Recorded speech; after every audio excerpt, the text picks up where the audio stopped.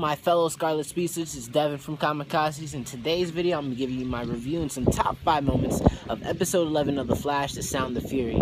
As you can see, I'm ready with my Flash hat and my Flash t-shirt, so let's get into it.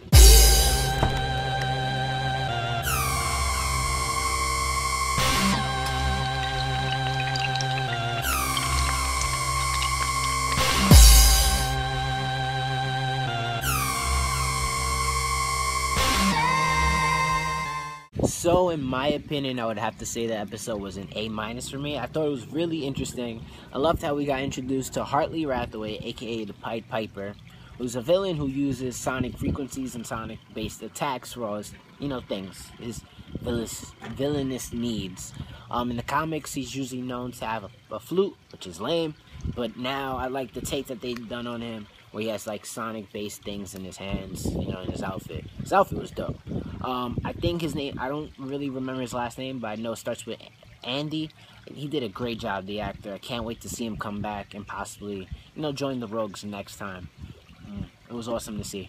But back to the episode. The episode was mainly focused on the past, things prior to the accelerator accident, and how they finally caught up to now. Like, you have to, what goes around comes back around. But we see Team Flash being all happy-go-lucky, stopping crime and doing what they do.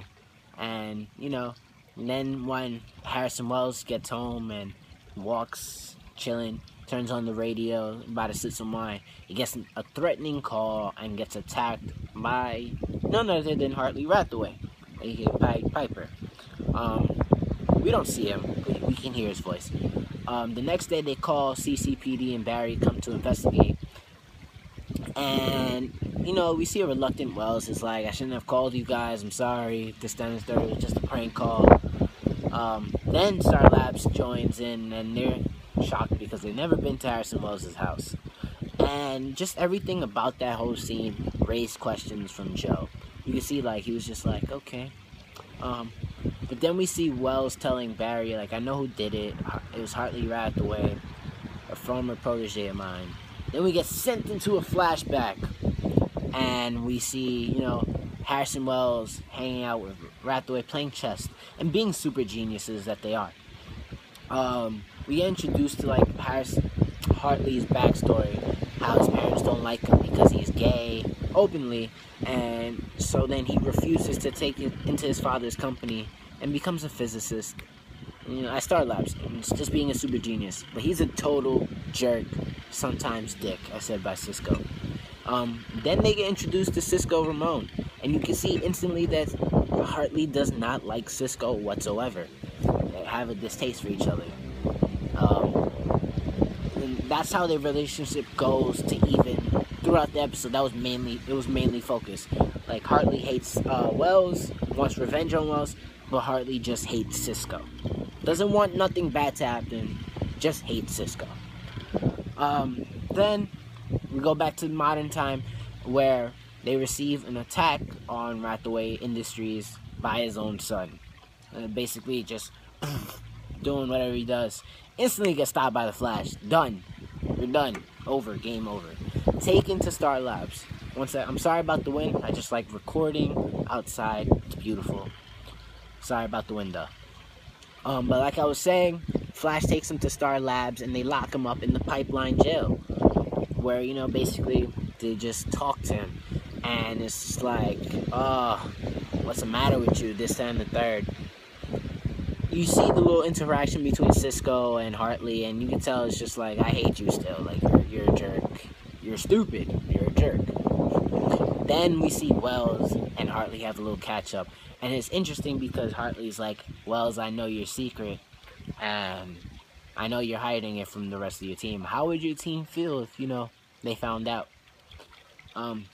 Which puts Wells in a predicament because he tells Team Flash a secret, but it's not the secret that we know about. It's not the one that we know you're not crippled. We know you can run super fast. But Harrison Wells tells him, Hartley told me days before I put on the particle accelerator that it might explode. Which is kind of true, but that's not the secret that he's talking about. But then it was just interesting to see, because he lied to Team Flash after he was like, oh, I won't lie to you guys no more. And it was just like, okay, why'd you have to lie about that? So it was just whatever. But we see, as Wells is telling them the secret, he then holds a press conference. But before that, actually, I'm sorry. Later on in the episode, we see Piper manage to escape from the pipeline prison, breaks out, knocks out Cisco with an explosion, and then just punches Caitlin. Like, come on, dude. You're not Chris Brown. Caitlin is not Rihanna. Don't punch her. We love Caitlin. And that was just a bad remark. I'm sorry about that. But still, shouldn't have punched Caitlin. He manages to escape. They realize, after that, he manages to steal some info from Star Labs, vital info, leaves. Barry's just too late. So then, this situation puts Wells in a sticky situation, I guess. He holds a press conference telling the secret of how someone told him that the accelerator might explode, and he did it anyway. And he's sorry about that, making Wells, if he was the second most hated man in Central City, definitely the first. And then, he does it to get Piper's attention, and it doesn't stop him, because then later on we see Piper go to Keystone City Dam and hold it up, and basically starts attacking people as he waits for the Flash and Wells to make their move. Wells sends the Flash to go stop him, and this fight was interesting because Piper kept Barry so off balance with distracting him, like, save this person, save that person, that he didn't know that Piper knew to tap into Barry's frequency. And once he did, shut Barry down. Basically put him in excruciating pain, bleeding out the mouth like, this hurts so bad. And luckily, for the quick thinking of Wells, he was managed to tap into Piper's frequency and basically blow up his weapons in his hand. Even though he didn't lose his hands, it was freaking awesome and gruesome at the same time. But it was awesome to see. And I know I've kind of spoiled some things for the people who haven't seen the episode yet, and I'm sorry about that. But here's your spoiler warning. I'll give you a moment to skip ahead to the video to where you see my face again, and that'll be okay to watch the video from there. So, you ready? Alright, let's begin. And now for the top 5 moments of episode 11 of The Flash, The Sound of Fury. Moment number 5, Harrison Wells is running around without the Reverse Flash suit on. Moment number 4, meet Hartley Rathaway, aka the Pied Piper. Moment number 3, Detective Joe and Eddie are looking into Harrison Wells. Moment number 2, Cisco versus Hartley. Their rivalry and dislike for each other was a big part of this episode.